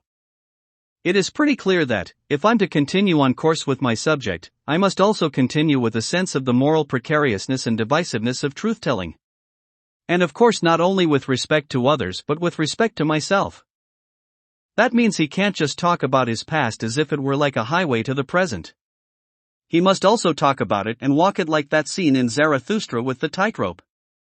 It's always possible to fall off because there's so many distractions and activities and people wishing you would fall off and, well, if not break your neck, then at least show you've come back down to earth and lost a few feathers for having tried something they're either contemptuous of or don't understand. I have swum halfway across the river and there is no turning back. The way I have proceeded so far must be the way I carry through to the end. If my thoughts were to turn dull and stale, then I would know I had run my subject into the ground. But how could this be as long as my account falls short of bringing my past self up to my present one? This present self that itself is a mobile thing but that I decided in advance to freeze and contain, or is it expel, as a necessary terminus? In a sense then my past self never does catch up to my present one. But to show this to be the case, to choose precisely the right moment where the circle closes without catching it would serve well as my final statement. Oh, bravo!